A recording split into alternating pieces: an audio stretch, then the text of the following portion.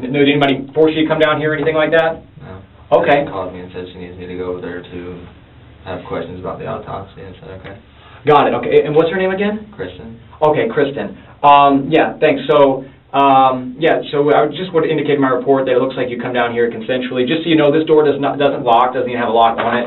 You don't have to talk to us. You can walk out anytime you want. Well, then that makes me look bad. What do you mean? I don't know, just not helping, I guess. Well, I always appreciate help, but just to clarify, you're not being forced to make any statements or anything like that. You know, we're just a couple guys talking in a room. Okay. Okay. How do I... This opening is important. The detective is not simply being friendly. He is easing tension and protecting the interview. By telling Travis the door is unlocked and he is free to leave, he makes the room seem less like an interrogation. That makes Travis more willing to speak, and it also makes later statements more difficult to claim were forced. Ask what if a lot. how old is he? He's 5. Okay, like all 5-year-olds. Yeah, he just wants to know how the world works. Yeah, he's about to be 6. Okay. Then what grade's he in? He's in kindergarten. Okay. He'll be in 1st grade. Got it. Any problems with him at home? Any conflicts or anything like that? No. Okay. Disciplinary issues, anything? No. All right. I mean, sometimes when he plays with the neighbor kid, like, he doesn't pay attention to, like, he's being mean to his sister, because he'll just let her, like, take whatever and, like, do whatever he thinks is funny.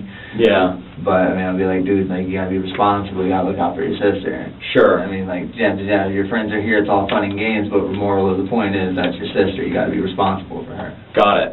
Okay. I can't watch everything you guys do. Oh, okay. So sometimes you would have to watch... Watch the role Travis creates for himself before the difficult questions begin. He is not presenting himself as a detached boyfriend.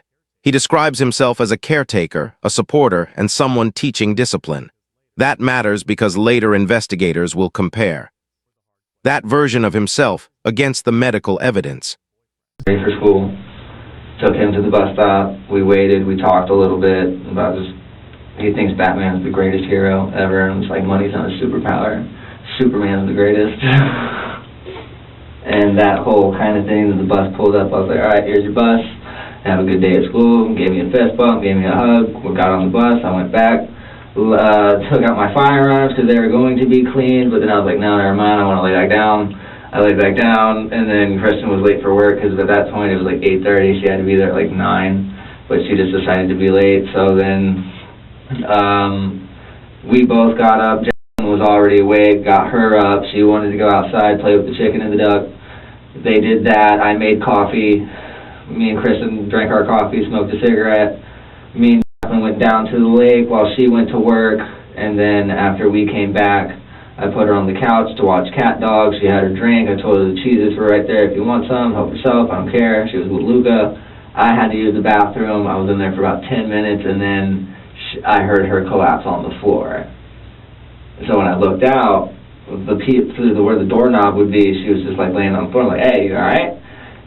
She didn't respond. So then I hit the door up. I was like, hey, you all right? She still wasn't responding. So I flushed, pulled my pants up, ran over to her, and she was like making a gurgling sound, like I thought she probably swallowed some water down the wrong tube or something, but that wasn't the case, because when I picked her up, she was limp. She wasn't breathing. So I called Kristen immediately, said, you need to come home, like there's something going on. She's like, what's going on? I was just like, do you not hear her? She's literally trying to like breathe, and she's not breathing. So I started doing CPR.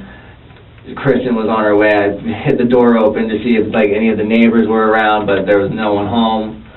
So I just kept doing CPR. When I tried to call 911, it didn't even dial. It didn't even go through. It didn't do anything. Mm-hmm. So I was just like, all right, so this is bad. This is bad. So I just kept doing the CPR. I kept checking to see if she was breathing. She was barely breathing, but she had a good heart rate, and that's pretty much like the main thing of what I knew that was a good sign to have. So I kept her heart rate up. I made sure that she was still kind of breathing. And so when Kristen got back, we loaded her up. I told her to just keep breathing into her mouth, keep doing the compressions, because she's not breathing on her own. I don't know what's going on. I don't know what happened. Mm-hmm. And so when she told me that she stopped breathing, we got on hold of 911 again, told me we needed an ambulance. They met us en route to the hospital. Met us at Old Crow barbecue restaurant. Okay. And then from there, they told me they're just like lay her down on the ground, do these compressions. I was like, I'm already doing that. I just need an ambulance. And you're on the phone with 911 at this point? Yes. Okay. Well, the good news is I can go through the 911 audio for that part. So let's jump back to whenever you guys are both having your coffee and smoking a cigarette. Right. Where's Jen at then? She's over like 5 feet away playing with the chicken and the duck. Okay. And then after... This is the first full version of the account. The key detail is the transition. According to Travis, the child is okay watching television, and then while he is in the bathroom, she suddenly collapses. Detectives now have the timeline they need, who was there where everyone was positioned, and exactly when the unexplained injury would have needed to happen. I think you said that Kristen was running late for work, but then did she leave after coffee? Yes. Okay. Because that's when I get on her car. That's why I took her down to the lake on, because I didn't carry her down there. She didn't walk. So the moment I put her on the car. Kristen goes to work, what, does she take a car or walk? Yeah, she took her car. Okay. The moment that she gets in her car and leaves, describe to me where you're at and where she's at. We were on our way to walking to the lake. As she was leaving, that's when we were walking through the back lot of where our lot is, crossing the street. Get across the street, there's a trail that leads to the lake. You take a right, and then there's a whole like little dock made of pallets and like dead roots and stuff. Okay, so you guys are going across the street, and then you go a little farther, and then do a trail down to the lake. Is that right? Yes. Okay, and when did you say a little car? Are you pushing her down there, or is she walking? Yeah, she's pushing her. Okay, so you're pushing her down. She has like this little toy car thing. Okay, and how is she doing whenever you're pushing her in the little toy car? She seemed perfectly fine. She was laughing. She was going vroom vroom. I was like, "What? Do you want to go faster?" She's like, "Yeah." So all right, pick it up to a light jog. Okay. And then get down to the lake, and she's like, "Want to go fishing?" And it's like, "We'll have to wait till Mom gets back because I'm supposed to finish making the table that folds into a bed or whatever she wanted me to make it." I was just going to make it into a table because the first time I tried to make it, the suspension arms ripped the wood out of the wall, and campers only have very thin walls. Okay. So when you guys are down here at the lake, is she like in the water or anything like that? No, I was holding her at that point because she can't stand on the balance by herself. Okay. She gets her foot stuck. When you say you're holding her, how are you holding her? Just on my side. Okay. And what clothes is she wearing when you're down there at the lake? She had a little pink poncho, and she just had pants. Okay. And did she ever go down in the water or play anything like that? No. So, did she walk around down there at all? She walked up to the dock with me, but after that I was just like, well, you already know the deal, your feet get stuck, so let's go. Just picked her up, had her on my side, walked down there, we looked at the lake, she's like, frog? I'm like, yeah. I'm like, look, there's a fish. I'm like, look at all the water lilies. And she's like, I want one. I was like, I'll have to get those for you later. I'm not dressed for that right now. Uh-huh. Okay. And then we were there for like 10, 20 minutes, and then we went back. And then I've already explained that part. Got it. And we'll get over there. So whenever you guys went back, did you have to put her in the little cart, or did she walk back? No, she got right back on her cart and said, vroom, vroom. I'm like, all right. Vroom, vroom, and then back up to the house. Did you take the same path back up to the house? Yeah. All right, and when you got back to the house, you're there with the little cart. What happened next? She got off. She wanted to feed the chicken ducks again, so I was like, all right, that's fine. I watched her throw some more pellets at the cage. I was like, you're supposed to open the door, but that's fine. It went in there. So then brought her inside. She wanted to watch Cat Dog, put her on the couch, gave her a juice, and then I went to the bathroom, and then The questioning here seems slow, but it is doing important work. The detective is not asking about the lake because the lake is dramatic. He is making Travis explain movement, carrying, distance, and whether there was any fall or careless handling before the collapse. Earlier, I forgot to ask you, how is discipline normally done by you? if they don't listen to their mom and they don't listen to me, I just tell them to get in the corner. Or Okay. go lay down. Corner time or something like Yeah. that? I'll give a scenario. Let's say Dylan was being really mean to the chickens or the ducks or something like that, and you kind of have to intervene because I wouldn't want my kid to beat up a chicken and stomp it to death. Yeah. How would you address something like that? Would you like it if somebody did that to you? No? Okay, then you shouldn't do that to an animal. That's an innocent animal. What are they doing to you? Sure, and she's almost 3. You know, she's at that She toddler has a age. good understand, but I mean, like, I know that's just a scenario, but Yeah. I know that she's not mean to animals. What would you do if she threw a fit or got upset or something like that? And go take it to the corner, dude. Is there times that she didn't listen to what you were saying or anything like that? No, not really. Okay. So normally just go in the corner is what I'm understanding would Pretty normally much. be done. Yeah, Okay. because Kristen doesn't want me to like put my hands on them. I don't want to spank them either, but I mean, if they're really out of line and not listening, then like we'll get like one pop and then still get put in the corner for like 5 minutes. Sure, I understand. When you say one pop, like where would that be at on the body? On the butt. Okay. And would that normally straighten things out or fix things if you have to do something like that? No. No, it doesn't work? No, they're relentless. So, okay, because I can understand that can be very challenging. Not really, they're just good. So whenever she's sitting over there on the futon and you're in the bathroom, is it a futon or... This is a subtle shift. The detective moves from the timeline to discipline without directly accusing him. That type of question gives the suspect a socially acceptable opening. Maybe there was frustration. Maybe discipline became too harsh. Maybe something was left out. Travis does not step through that opening. Fine, y'all, like you said, that morning y'all went to the dock, everything's great, Yeah. and everything was fine all the way up until you went into the bathroom, Yeah. as far as you know. Yeah, as soon as I saw her collapse on the floor, my whole world flipped upside down. I was like, what just happened? The injuries that we're talking about are significant. And like he said, I'm not a doctor, he's not a doctor, but I can tell you from being there and seeing this happen, and seeing them go through this autopsy, there's some injuries that occurred that I don't see how they could possibly be an accident, Travis. I'm not sure either. I'm not sure what these injuries would be. Well, we haven't got to talk to Kristen about it yet. That's next up. But in these kind of cases where someone has passed away, I've been doing this for years. If someone passes away, we always give them an opportunity to clear their name. I've had cases where I take somebody down the hall and we put them on a polygraph, and whenever they pass the polygraph, you know, obviously they can tell their loved one, spouse, girlfriend, I didn't do anything wrong in this. They even gave me a polygraph down the hall. This sounds like a good case here where we would offer that to you. If I were to put you on a polygraph right now and ask What you... is that? Oh, it's the lie detector, like the scientific name for it. If we were to just ask you, you know, on the polygraph, you know, did you hurt... No, never.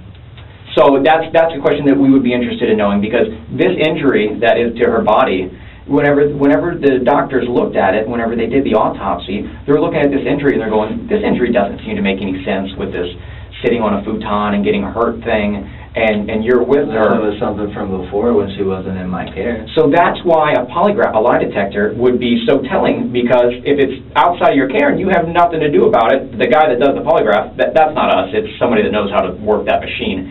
They'll be able to look at it and they'll be able to get a better understanding for that. You know what I mean? It's something that I've seen people be able to tell their families, their loved ones, you know, look, I did this and my name's clear on this.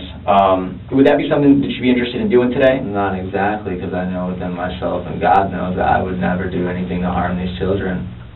Okay. Well, see, the thing is I don't know you that well. Detective King doesn't know that well, and it's something we can't make you do, but it's always something that I offer. Now the interview shifts.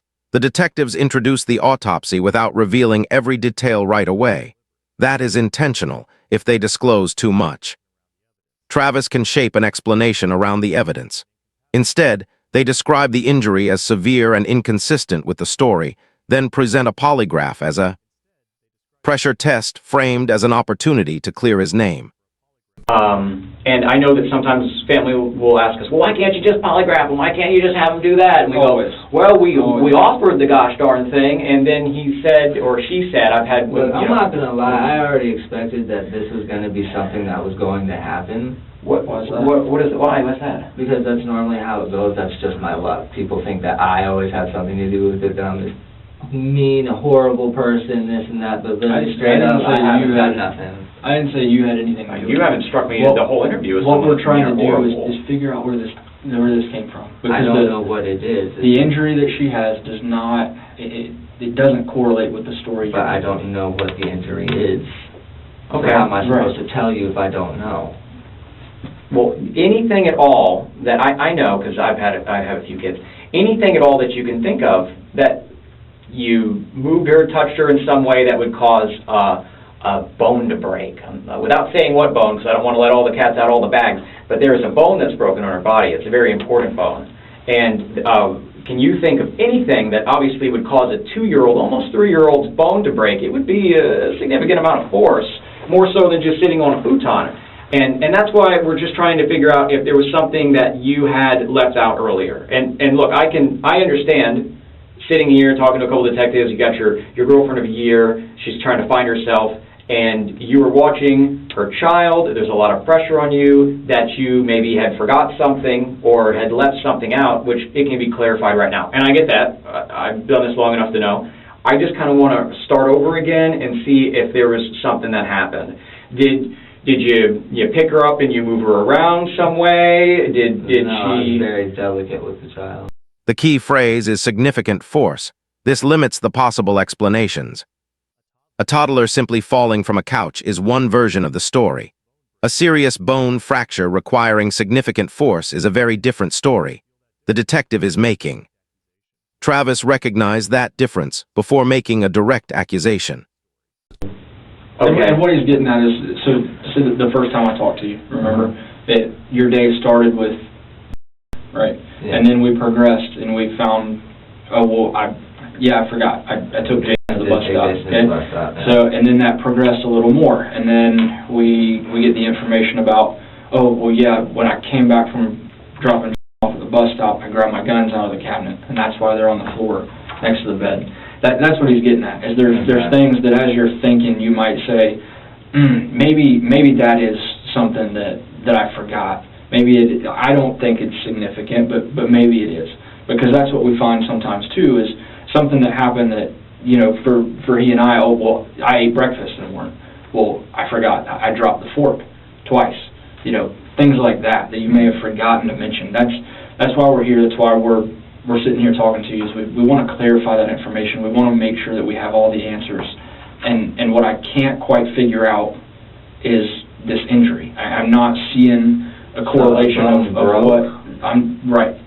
And I'm not seeing the correlation between that injury and your recollection of what happened. And I'm wondering if there's something missing, if there's something you forgot, if there's something you might be worried about, any of that. No, I'm worried about what happened. And that's why we're here. Are you a victim of child abuse yourself? Yes. Why would I want to inflict that on anybody else? Well, that's what I'm trying to find out here, is if something had happened to you as a child and it was traumatic, it can change the wires in our brain. That's what traumatic usually is. It means it affects people different ways. People that go to war come back with PTSD. That used to affect me as a child, but then that cycle was broken by a very good family member of mine, my Uncle Andy. He talked me through a lot. He taught me a lot. Sort of like counseling. Sounds like this family member gave you some counseling. One that actually understands. You can call him if you want. And I've been doing this so long that I've seen people, unfortunately, they get so frustrated with something, whether it be a girlfriend or a family member, that they've done things that they regret or a mistake they made. No, when I was on the road, I used to work... take my anger out on a child or anybody else. Well, I just leave. Yeah, when I was on the road, I used to see people get in these arguments with family members, their mom, their dad, their girlfriend, and they would push or hurt somebody, and they don't even mean to even lash out with their body, but they are, and then they would forget, and then somebody would show me a cell phone video, and then they would say, I just saw red, detective or deputy at that point. I blacked out, and I don't even know what I was doing. No, nothing like that, no. Is there any spots or times you don't recall that would help us better understand what's going on with this injury? No, because I mostly pay attention to everything that goes on around me and what's going on. Have you ever been involved in a domestic battery? Have you ever hurt anybody around you on accident? On accident? Yeah. No. Have you and Kristen ever had to have the police come out because you guys got in a fight? Any ex-girlfriends or anything like that you've ever, anything like that? No, they tried to pin me for things. He put his hands on me. I was like, yeah, that's why I have this whole note that says, I'd never put my hands on you. Okay. Give that to the judge. And what about family members, brothers, mother, dad, anything like that you've had, that you've hurt or anything like that? Don't see him. Any physical conflicts at all during your life that you can recall? Of me wanting to hurt people? Yeah. My mom's ex-boyfriend. Okay. Did ever get physical with that person? Not very physical. Okay. And was there some kind of abuse done to you regarding that? With him, yes, and my mother, absolutely. Okay. But I was standing up for my mother. Okay. And I'm understanding a little bit about you. Now, look at it from our point of view as investigators. You're talking to us about a prior time that you were accused of some form of child abuse that resulted in some 4 years later paperwork, and then now we're seated here and Detective King goes to an autopsy and there's a significant bone break while you're caring for the child. That's why, if you were in our shoes here, you'd be looking for a little bit more here and trying to make sense out of something. I understand that, I do, but... So that's what we're wondering here. I have no idea. I wasn't even aware. Had I been aware of that, I would have told Kristen immediately. And the other part that I'm looking at, like we were talking about with you maybe forgetting something, okay? This time that you told this detective here what was going on, you said you tried to call 911 from the camper, is that correct? Yeah. Did you try to call 911 from the camper? Yeah. Okay. I told you that too, but it really did not go through at all. So here's the problem that I have with that, okay? You gave me consent last night, we don't hold the entire Yeah, phone. the documentation. There's no... Exactly. It records everything that phone does, and there was no attempt to call 911 from that camper. But there was. The phone says there wasn't. I know the phone says there wasn't, but that's why I also mentioned as well that it didn't go through at all. I would hit it. It doesn't have to go through. It records. If a number is tried, it could be completely disconnected from service, and you try to call a phone number, and it will log that it is trying to call that phone And it number. failed immediately. If those numbers are typed in and you hit the green phone button, it immediately logs that into the phone logs, and there's no log of that. Whether or not it connects to the tower, the phone's still trying on the device, but it doesn't get to the tower. But the phone would still have it on the log, is what he's trying to say. And if that's something that you forgot, I wouldn't forget. You remember that you tried it call then? 911, that's what I tried to do. because I show where you tried to call 911 one time, right before you actually got on the phone with them when y'all stopped at the Old Crow. Yeah. I see that, where you made an attempt, but there was no connection made, okay? There's none of that in that log from when you were in the trailer. I've looked at it, another detective has looked at it, our digital forensic technician has looked at it. There's no log in that phone of it. This section applies 3 forms of pressure. First, maybe he forgot something. Second, maybe past actions matter. Third, the phone record does not match his 911 statement. That final point is especially powerful because it is not emotional. It is a verifiable fact that challenges one part of his emergency narrative. Make any sense? Because it doesn't make any sense. I understand, but at the same time, this sounds like a setup. What do you mean? What kind of setup? I don't know, like you guys are trying to get me for something. I've told you everything that I know. Well, here's what I'm trying to get. I'm not trying to get you for anything in particular. You don't strike me, as long as we've been talking, you don't strike me as this guy that's like trying to attack me or yell at me or fight me or as some kind of monster. You strike me as an individual that something happened that's being left out because this injury to the child is not being explained at all from what we've learned so far. Yeah, when she was in my possession, in my care, she didn't fall, she didn't have anything going on. And that's why I'm wondering if there's some time whenever you had to discipline her and something got out of hand, she got hurt or something like that, and you're leaving it out. And I understand you leaving it out because I wouldn't want to lose the person I'm in a relationship. I wouldn't want to have that stress or that shame or that embarrassment on me, and you leaving it out before. But now there's this medical report that there's no contesting it. We can't just say that this injury happened from a futon area with whatever it may be. Sounds like there's some soft structures there. It's a camper. That's not making sense. That's not making sense from like a scientific standpoint, that this injury could happen in that setting. It doesn't make any sense. And so that's why we're trying to ask just questions whether or not you did this intentionally, whether or not this was an accident. And we're not here to judge you regarding whatever those outcomes are, but we need to make sense out of it. We just have to understand why it happened and what the circumstances were without any judgment from us. In fact, what we talk about is Why do private. I feel like a target? Well, you're not a target. You're definitely the person we want to talk to. You're the person that has the most information because you were with Jalen whenever it happened. So you're like the main source of information here. And obviously there's like some things that we can't seem to sort out, so that's why we're coming to you and we're trying to learn about these things best we can. And you said yourself it doesn't make sense. It doesn't. And But I don't have all the answers. I can't. If I could answer that for you, I would, but I can't. I don't know. Okay. Would it I help told you yesterday in the car, I'm an open book. I'm not going to lie to you. And I appreciate I'm not that. sit here and lie about something that I did, because if I know I did it, then you would be able to tell because I am very expressive. You would know if I feel guilty if I did something wrong, because I don't hide it well. Okay. So if I knew, I would tell you. But I don't. I don't have those answers. That's why I'm confused. That's why I want to know what happened. And that's like I gave you that conversation. You and I had that conversation. When a suspect feels the evidence tightening, one common response is to suggest the interview is unfair. Travis says it feels like a setup and that he feels targeted. The detective does not respond emotionally. He returns to the same issue.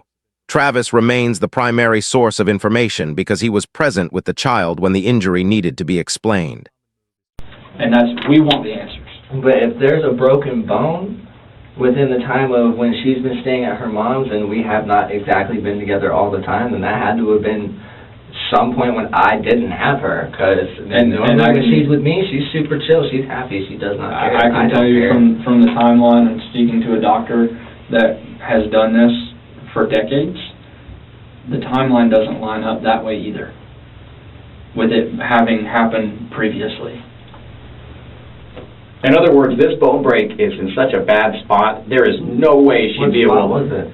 Well, I want to go talk to Kristen right now and kind of tell Mom that. What is it? What are you calling me for?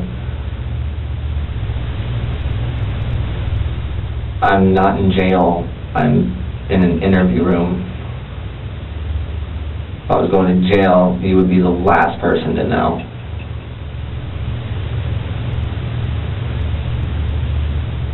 No, you wouldn't be.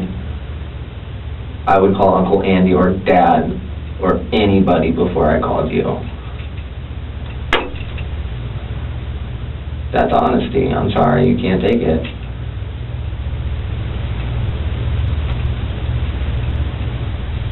She called me. Okay, so are you a cop now? What do you want? What do you want? Why are you calling me? I got enough going on. What do you want? Why do you want to come get me? I'm not doing anything. I'm chilling. I'm trying to figure out exactly what the hell's going on, because apparently Jen had some type of broken bone and it was a significant injury, and now all I can think about is, okay, if they gave her an x-ray and they gave her a CAT scan, why was that not shown? That's what I'm trying to figure out now, because they're trying to sit here and pick apart my whole story, and like it kind of seems like I'm being targeted, like I had something to do with it, and when I didn't. I'm listening.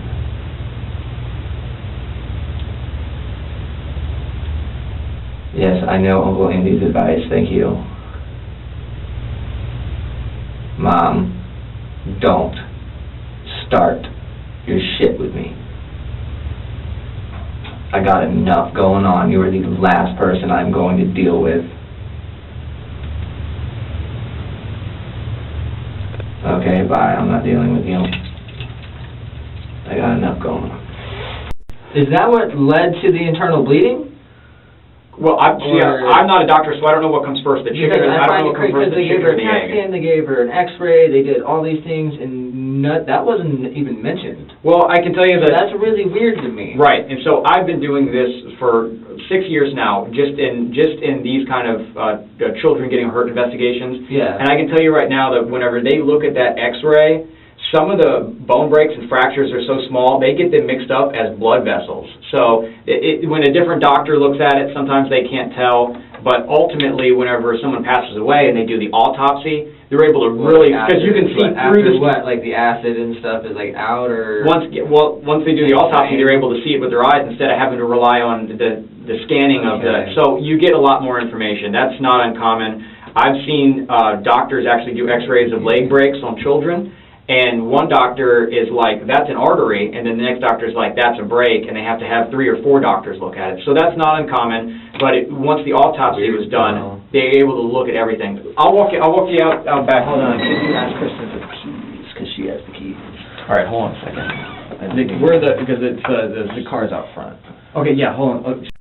With a human being, at least. Yeah, her death would be the result of another human being's actions. So what we're trying to gauge right now is, were those actions of what happened to her something that was intentional? Was it malicious? Was it somebody that had ill intent? Was it somebody that was out of control? Were they on drugs? Were they on alcohol? There's a whole spectrum of things that could be why somebody would do something. Then there is also what it usually is and what I always hope it is, someone that accidentally did something that resulted in someone passing away. This could be a whole gamut of things that could cause that. When you guys were down there by the dock, you were picking her up, and she was wiggling or something, and you dropped her, and she landed somewhere, something completely different. Like I said, it could be a whole different series of things. You had she's out there by the chicken coop, and you picked her up, and she fell down on something, causing a very serious break. Then you're embarrassed. You feel shameful. You don't want her to be upset. I get that. Do I seem embarrassed or shameful? Well, see, that's what I'm kind of worried about here, because 99% of the people that I talk to at least show some kind of like outward emotions. They feel upset. They show some kind of sadness or something, or they show something other than contempt or suspicion. But the whole time I'm talking to you, you look very suspicious, very paranoid, very non-remorseful, if you will.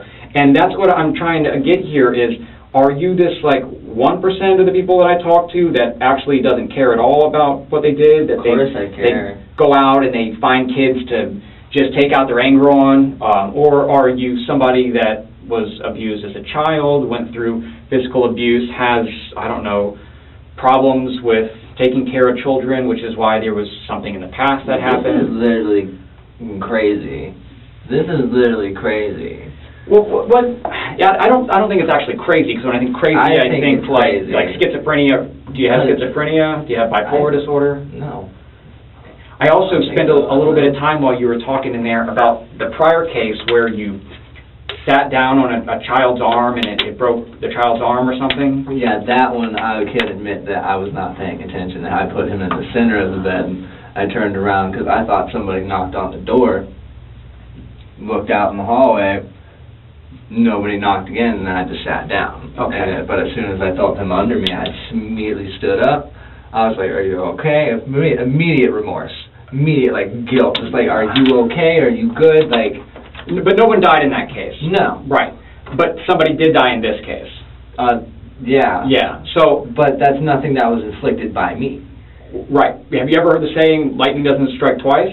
This seems like an unusual coincidence to me. And that's what I'm trying to gauge you as. Are you a kind of guy that just says, I'm not taking a polygraph, the whole world should believe me, I wouldn't hurt any kids, look at all these things, they're just accidents, they didn't happen, I don't know what happened, this is crazy, and then they just say this is crazy. Could you imagine like all the things that we've learned, what we've seen with the injury, what we've learned about the timeline, and then we tell you all of this, and your statement regarding all these things is, this is crazy. Myself. I'm taking in what you guys are telling me. I'm taking in what she's telling me about what everyone else is telling me. Let's just start over again. Let's forget that you've told us everything before.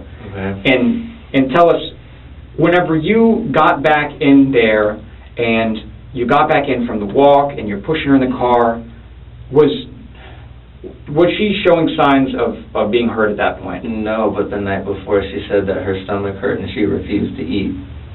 And there's been times where she would even say, my back hurts. And like even me and her would look like, you're only 2, how does your back hurt?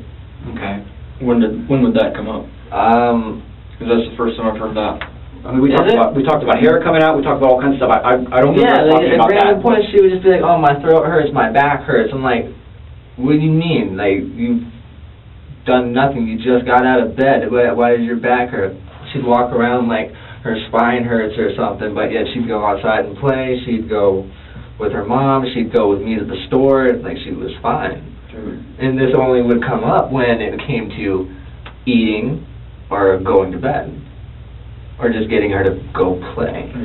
When was the last time this complaint occurred? That's a mom question, I don't know. Because in the last few times I saw him, like, I don't make him do anything. She told me I have no authority. I was like, okay, that's fine. So what's the benefit of her, if it's happening when she's eating, going to bed? Attention, mom's attention, I'm guessing. I'm not sure. Because that's what I've been trying to figure out as well. Because I'm just as suspicious as you guys. Like, I want to know, like, why do you keep saying your throat hurts? why do you keep saying your back hurts? Because I see you play, and then you just want to go lay down, you don't want to move. And it's like... So, have y'all tried to take her to the doctor for this, or? That's a mom question. I don't know. Well, I mean, she suggested it, but then, like, she does the home remedy thing. So I don't know. Okay. I just continue doing what I'm doing. Sure, but she went to the doctor in December, though, to get the paperwork, the WIC or whatever it was, you said? That was October, but I'm pretty sure she did go again sometime in December. Okay, so there's been pediatric visits and things like that, and doctors that look at her. Yeah. Okay, yeah. The kind of injury that she suffered isn't like something that would be minor, like ouchies. This would be like, I'm in a lot of pain. These exact reasons, these things that you're telling us is why I do not believe that we're talking about all true things. The things we're talking about are not true. And I believe that something happened. I'm hoping that it was an accident between you and her that would explain this, and we're just not covering it. How is it not true? So, you said yourself that if she had a broken bone, that she would tell you. Yeah. She would explain that, okay? Well, she would explain it, but she would She would make tell it you. clear. She'd It's let not you just know. saying that, hey, my back hurts, or she Right. would cry. Travis, this morning, I sat in the medical examiner's office and I watched them do an autopsy. Uh-huh. There are bones that are broken, and they are so severe that there is no playing while this happened. There is no, ouch, my back hurts. That's not this. That's literally doesn't. And I'm make not any even a sense. doctor, and I can tell you from understand looking that, at it but with see, my this eyes. is why I said I feel like a target, because I never done nothing to these kids, dudes. I have no reason to hurt nobody for any reason whatsoever. They are just kids. Why am I going to sit there and inflict harm and pain on somebody that I love and care about? That doesn't make any sense. That's not who I am. That's not what I do. Help us make sense of it. I'm trying to, and you guys are looking at me like I'm the victim here. Like, well, not the victim, but like I'm the one that had something to do with it, and I'm not about it. I'm not that type of person. Travis, I think there's some information you have that you're not telling us. I have no information, dude. I'm telling you, I've told you guys everything. I have. I don't know. What you're digging for, I'm digging for the same exact thing, because it doesn't make any sense to me that if he had all these broken bones and these were all so severe, why did they not show up on the x-rays or the CAT scans? Let's forget about what the medical people did after Because if that it's point. that severe, they shouldn't just show up as blood vessels like you were telling me, or just little hairline fractures. But No, these are broken bones. These are broken bones. Right, okay, and let's not worry about what they saw at the hospital. That's not important. Let's cut the hospital out, and let's worry more about what the autopsy was done, which is much more obvious, and the fact that you were with her in the time that this very serious injury happens. Okay, let's not worry about what the hospital saw or didn't do. We're not worried about that. We're worried about what was seen at the autopsy after she had passed away, and then the fact that you were with her, and this injury is so serious that there's no way that she would be able to walk and move. And there's no way that I can explain that to you. Do you have like another personality? Do you like black out and No. lose track of what you're doing? No.